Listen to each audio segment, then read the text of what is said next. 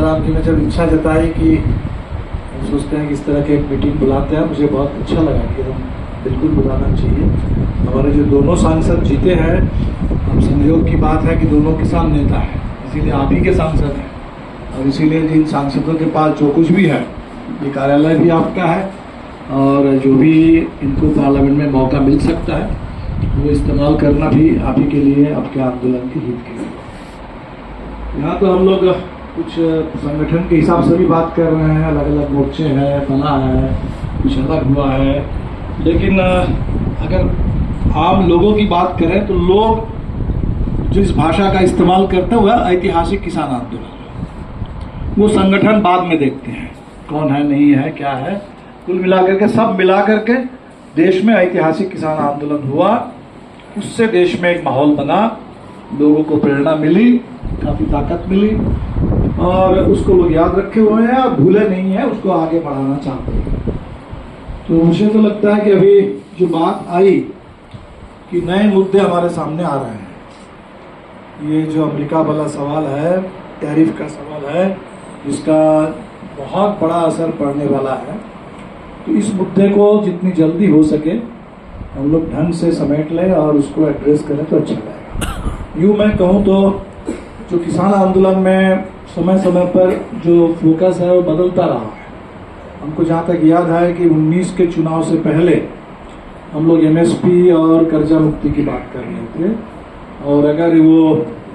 बालाकोट पुलवामा सब नहीं हुआ होता तो 19 के चुनाव में भी किसान आंदोलन का एक बड़ा इम्पैक्ट दिखता, लेकिन बदला। बाद में मान लीजिए 3 काले कानून को लेकर के बात आई, और इस आंदोलन के साथ समझौता भी जो किया गया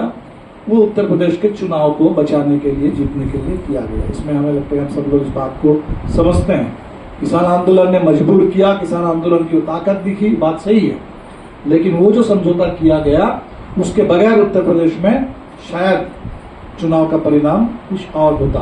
तो डिमोनेटाइजेशन करके पहली बार इनको मुख्यमंत्री बनाया गया था जोगी को, और किसान आंदोलन में समझौता करके किसान आंदोलन को थोड़ा सा ठंडा करके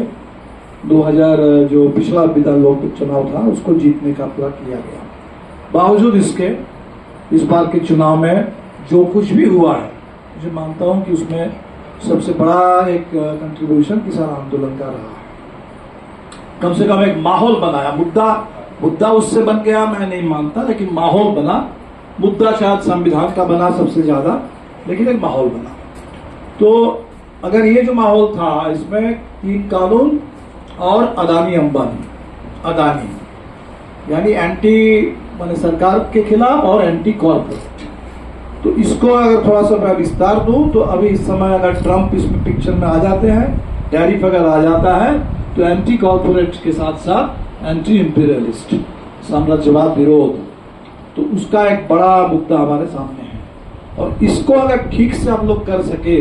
तो इसमें मैं कोई गठबंधन या आंदोलन अलग अलग खांचे में डाल करके बात नहीं कर रहा हूं। जो सबसे बड़ी चुनौती है कि देश का जो राष्ट्रवाद है, जो आजादी के आंदोलन के दौर में जब किसानों का राष्ट्रवाद बना, तब जाकर के आजादी के आंदोलन को बल मिला और बड़े बड़े आंदोलन हुए, अलग अलग धारा के, कम्युनिस्टों के भी हो, सरदार पटेल के भी हो, गांधी के हो, जिनके भी हो, लेकिन जितने बड़े बड़े आंदोलन, टिकाऊ आंदोलन हुए, वो सारे के सारे आंदोलन किसानों से संबंधित रहे हैं। तो जब राष्ट्रवाद को किसान का समर्थन पूरा मिला तब ये हुआ। आज हमारे देश का राष्ट्रवाद, जो राष्ट्रवाद हावी है, वो सांप्रदायिक है, वो हिंदू राष्ट्रवाद है,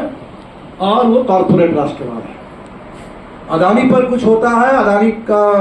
भंडाफोड़ होता है, अदानी पर कुछ भी सवाल किया जाता है, उसको एक तरीके से राष्ट्रीय नजर से देखा जाता है कि ये भारत को अपमानित करने के लिए, भारत को नुकसान पहुंचाने के लिए किया जा रहा है। लेकिन अगर इतने सारे लोगों को जो भेजा गया, वो जो इलीगल इमिग्रेंट तथाकथित, उनकी बात करें, या अभी पैलेस्टाइन को समर्थन देने के चलते बहुत बड़ी संख्या में हमारे भारत के छात्रों, शिक्षकों को उनको डिपोर्ट किया जा रहा है, उनका वीजा रद्द कर दिया जा रहा है। इस सबसे हमारे देश का राष्ट्रवाद का कुछ आता जाता नहीं है इस समय, जो सरकारी राष्ट्रवाद। तो अगर फिर एक बार ये टैरिफ के सवाल को पकड़ करके हम भारत के राष्ट्रवाद को किसानों के राष्ट्रवाद से अगर जोड़ सके